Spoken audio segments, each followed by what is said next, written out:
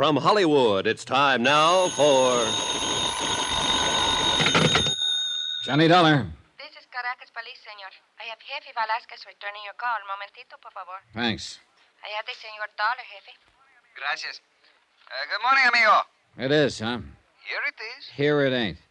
Where is there? The Alder house in La Guiara. I'm staying here at Alder's request. You are, how they call a fast mover, amigo. Felicidades. Sorry, but felicitations are a little out of place. Trouble? Someone came within inches of killing Alder last night. I've got the bullet. How's your ballistics set up? At your disposal. Just bring it in. Thanks, I will. Maybe it's got something to say. I hope you're right. But, amigo. Yeah? Don't you think is the next bullet you should be worrying about?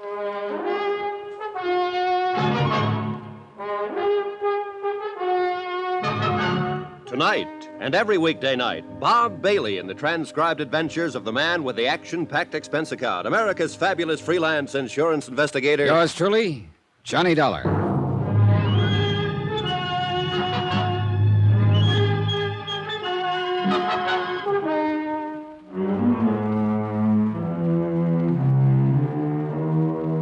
From Special Investigator Johnny Dollar, location Caracas, Venezuela, to the Home Office, Worldwide Mutual Insurance Company, Hartford, Connecticut. Assignment, the Alder matter. Expense account continued.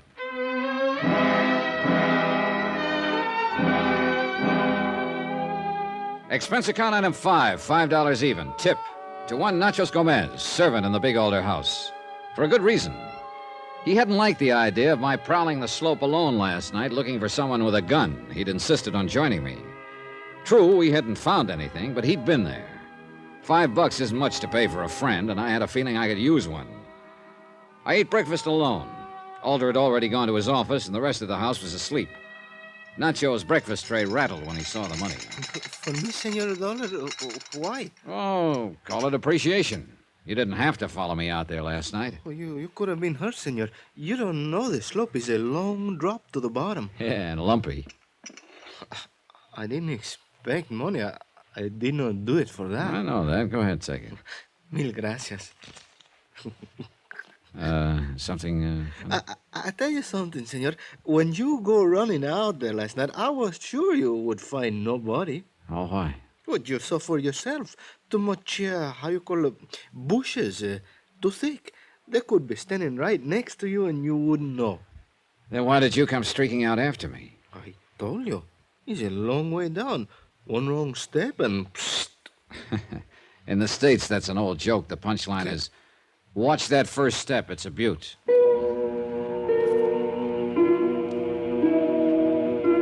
I got in the car I'd rented the previous day and headed toward Caracas. I passed the driving time pleasantly by counting oil wells. From that, I graduated to trying to figure how much money they made with each given stroke of the huge pumps. Nice kind of occupation? Sure. Specifically designed for a purpose. To keep me from worrying about the business at hand, namely why super salesman Billy Alder, insured for $250,000, should change his beneficiaries 5 times in a single month. Further, who'd taken that pot shot at him last night? Answers? I went back to counting oil wells.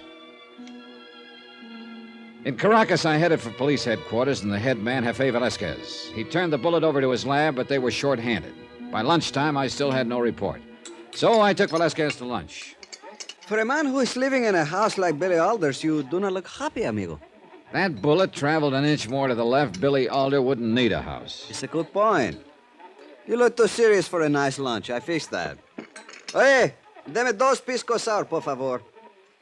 You ever drink the pisco sour, amigo? No. Will it help? Well, they do not solve the case for you, but they make you happier about being worried. Well, maybe we'd better order doubles. It's confusing, the Alder house. What do you think? Keep him alive, Alder says. But that's the only word you can get out of him. You feel the thing I mentioned yesterday, the tension, the strangeness? The only ones I've met are Alder and his daughter. You haven't met Mrs. Alder, any of the others? Why? They got home late. After the shooting? Way after. Interesting. Oh, sure. It could have been any of them out on that slope. I do not worry about you, amigo. You will do fine. Well, here's something else interesting. Alder doesn't want me to question any of them about that shot. Oh? You noticed there was no complaint to your office about the murder try. I notice. Because Alder wanted it that way. Like I say, interesting. Hey, gracias, waiter. You sip that, amigo. See if it does not help. It's good? Oh, very nice. It will be nicer. Just give it time.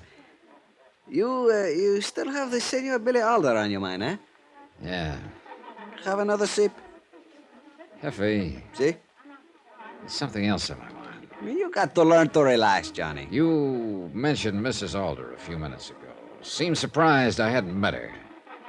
What are you thinking of? Just that you living at the house. No, Hefe, it was more than that. Amigo, you are imagining. Come on now, level with me. I'm far enough out in left field as it is. Write it off as professional courtesy, huh? You are a pretty nice-looking fellow, amigo. Don't snow me, just I give am me... simply trying to answer your question, Johnny. Mrs. Alder, how shall we say it? It does not make her angry to be seen in the company of a handsome man. I see. What's Mr. Alder's reaction? The Alders must be people of breeding. If they have a quarrel, it is not in public. Thanks. But at the risk of seeming ungrateful, you could have mentioned that yesterday. It's a pretty good department, the Caracas police, amigo. You know why? Because I teach them always one thing at a time. Comprende? Mucho, amigo. Come on. We eat, then we get back to the lab. If they have not finished, I fire everybody.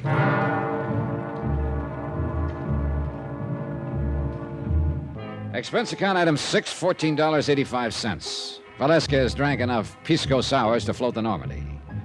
Back at the police lamp, I wished I'd kept pace with him, because all they could tell from the bullet was that it had come from a Luger. And Velasquez pointed out there must be a couple of thousand Lugers in Caracas. I headed back for the Alder house at La Guerra. Unless the members of that happy household slept all day, somebody should be alive and stirring. And they were people I wanted to meet badly. But I almost didn't make it. As I approached the main gate, I noticed another car parked along the side of the road about 50 feet from it. Suddenly, it roared into life, shot forward, screamed to a stop, and cut me off, almost piling me into the entrance pillars. You darn fool, what's the matter with you? Plenty. You know who I am, Dollar? I know this. If you ever try a stunt like that again, I'll ram those pearly teeth right down your throat. Tough guy, huh? There's an easy way of finding out. Well, we'll get to that in a minute. I asked you if you knew who I am. Sure I do. Paul Kincaid, the lad who was smooching with Billy Alder's daughter yesterday. You taking bows? You just couldn't wait to tell Alder about it, could you? Your girl's been telling you lies, Kincaid. I just happened to be there. If you don't want to be seen, don't neck in doorways. Now, just a minute, Dollar. And speaking of people in wrong places, I thought you were a foreman in the oil fields. I don't see any derricks on the Alder property. I took the day off so I could come over and see you. Well, you getting a good look? Yeah. And I still think Alder hired you to keep Peggy away from him. Now, you keep out of my head, Dollar. What are you staring for? Well, now, everybody's full of wild ideas today. I just had one that maybe isn't so wild. Like maybe you just ad-libbed a reason for being here. And the real one is to sneak out on the slope and see if you can't find an empty Luger shell. What? There has to be one out there, you know. You saying I took that shot at Alder? I don't know. How bad do you want to marry into the Alder money? Saw the punch coming, slipped it, and threw my own. It was a dilly while it lasted. It lasted too long. You get a set of arms working in an oil field. He had them all right, and those punches hurt. So I went to judo. Even then, he was tough. I guess I better get in shape or take up accounting. A look in the car mirror made one thing clear. I couldn't take a face like that through the front door. When I reached the house, I skirted it, managed to get to the service entrance without scaring the life out of anyone.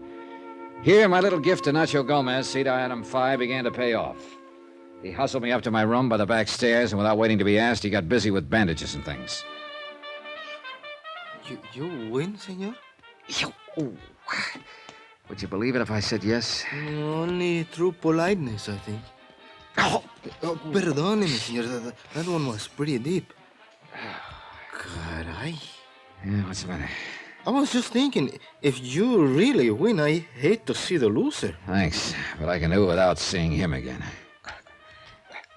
That is about the best I can do, senor. Yeah, well, okay, thanks. Oh, no es nada. Con su permiso, senor. Sure, just tell me one thing, will you? Is anything going on downstairs? Well, how do you mean, senor? Well, that racket we hear coming up. Racket? Oh, you mean El Montante. Montante? The bullfighter? The finest matador in the world, senor. Did you not know he's the guest of the house? He's staying here? Oh, sí. The senor and senora Alder, they're big aficionados. They love the corrida. New style, isn't it? Fighting bulls in the house? No, senor. Montante, he just gave a, a demonstration of the passes with the cape, you know? Uh-huh. Oh, it's beautiful. Why you not go down and watch, senor? You see, you will enjoy. It's lovely, the fine bullfighter. Anybody ever asked the bull about that? After Nacho's gentle ministrations and a quick change of clothes, I must confess I looked slightly more like a human being again. Slightly. Anyhow, I wandered downstairs, headed for the huge living room.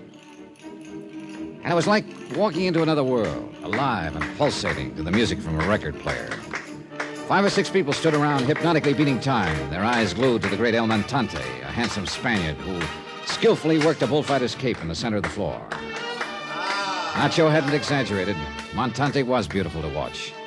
But the feeling wasn't unanimous. Billy Alder and his daughter Peggy were the only people in the room I knew, and though they beat time with the others, they both shared the same expression on their faces. Intense dislike for the man with the cape. As I shifted my attention to them, a woman tore reluctant eyes away from the matador and moved quietly toward me. She wasn't really beautiful, but tremendously chic, for want of a better word, and that made her seem beautiful. I'm Constance Alder, Mr. Dollar. Welcome to our home. Well, thank you, Mrs. Alder. I'm afraid I've been negligent as a hostess. Oh, we've just missed connections, that's all. Charmingly put. Do you mind if I wait to introduce you to the others? When Montante's finished? No, of course not. Please go on back. Don't worry about me. I'm doing fine. Thank you. I watched her as she crossed the room, then realized that someone else was doing exactly the same thing, her husband, Billy Alder. Only the look on his face was the same glaring dislike with which he'd favored the cape-wielding matador. Interesting. Then, after a long moment, Constant Alder moved quietly out of the room, as though not wishing to disturb the others. The performance was still going strong, and after about 5 minutes, I moved out onto the patio, stood looking down at the La Guerra harbor. Because it was on my mind, I stared down at the spot on the slope from which the Luger had been fired. And I saw that someone was there, awkwardly searching the ground. A moment later, they straightened up, moved a few feet to continue the search. Even in the late afternoon sun, there couldn't be any mistake in the searcher's identity. It was Constance Alder.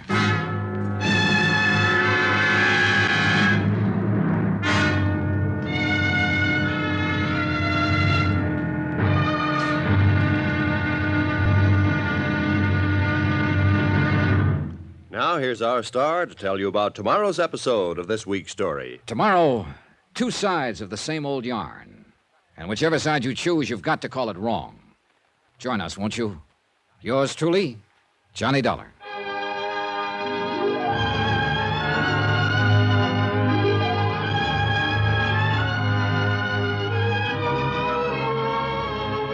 Yours truly, Johnny Dollar, starring Bob Bailey, is transcribed in Hollywood. Written by Tony Barrett, it is produced and directed by Jack Johnstone.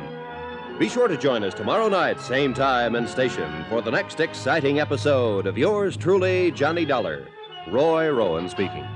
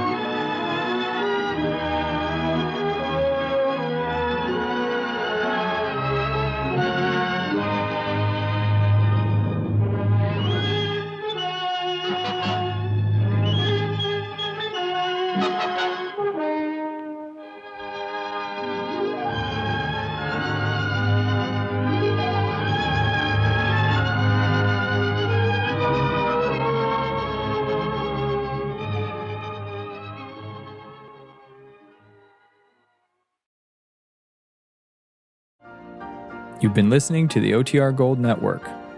Find more classic radio at otrgold.com.